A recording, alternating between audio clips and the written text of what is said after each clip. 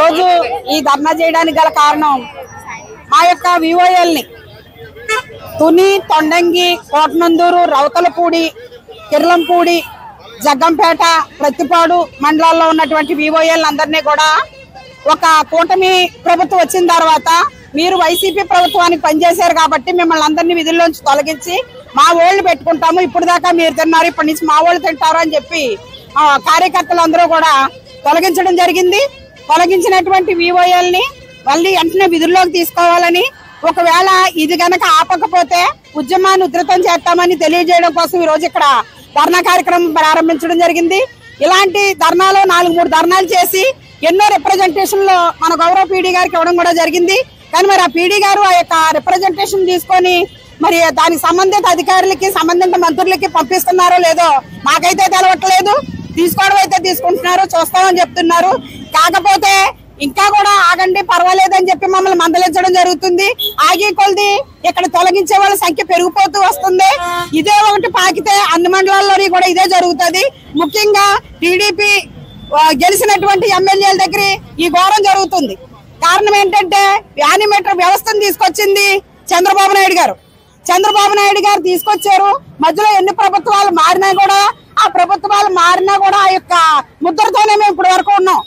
మీరు ఇప్పటి వరకు 300 సుమారు తొలగించారండి. ఇంకా కూడా లైన్ లో పెట్టి ఉంచారు.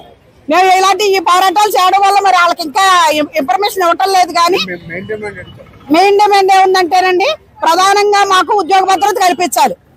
ఉద్యోగ భద్రత కల్పించాలి. ఈ తొలగింపులు, అక్రమ తొలగింపులు ఆపాలి. తొలగించిన వారిని అందరినీ విధుల్లోకి తీసుకోవాలి. 3 సంవత్సరాల కాల పరిమితి సర్కులర్ రద్దు చేయాలి. నిన్న గొల్లప్రోలు మండలంలో పనిచేస్తున్నటువంటి ఒక వివోఏ గారు ధర్మారం బ్యాంక్కి వెళ్తూ అక్కడ యాక్సిడెంట్ అయ్యి స్పాట్ డెడ్ అయ్యారు. ఆ యొక్క కుటుంబం ఈ రోజు ఆ పిల్లలకు తల్లి కూడా లేదు. తండ్రే వివోఏలో పనిచేస్తే కుటుంబాన్ని పోషిస్తున్నారు. ఇప్పుడు ఆ కుటుంబాన్ని కనీస పలకరింపు మా అధికారులు గాని, రాజకీయ నాయకులు గాని చేయలేదు. మరి ఇలాగా ఎంతో మంది వివోఏల హార్ట్ కంప్లైంట్లతో కూడా చనిపోతున్నారు. ఎటువంటి ఓదార్పు ఉండట్లేదు. కాబట్టి 10 లక్షల ఇన్సూరెన్స్ వెంటనే మంజూరు చేయాలి. ఉద్యోగ భద్రత కల్పించాలి. ముఖ్యంగా ఈ యొక్క డిమాండ్లని ప్రధాన డిమాండ్లుగా చూపిస్తూ మీ ద్వారా ప్రభుత్వాన్ని అర్జిస్తున్నాం.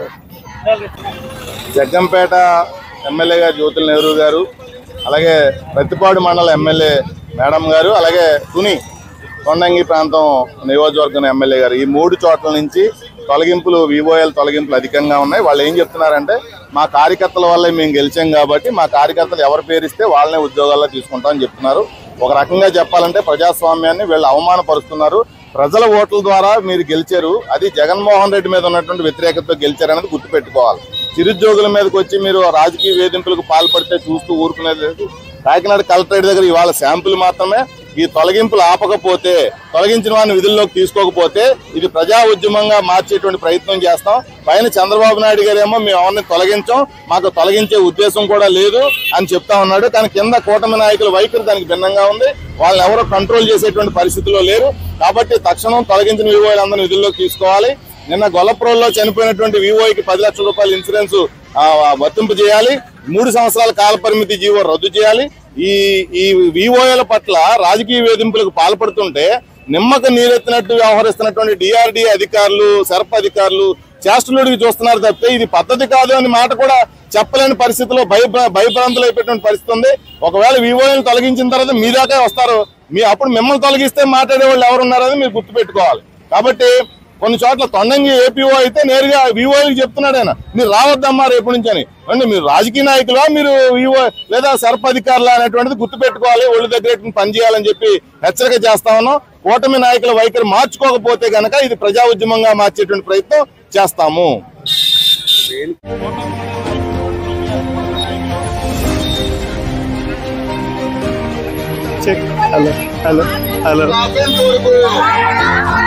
తొలగించిన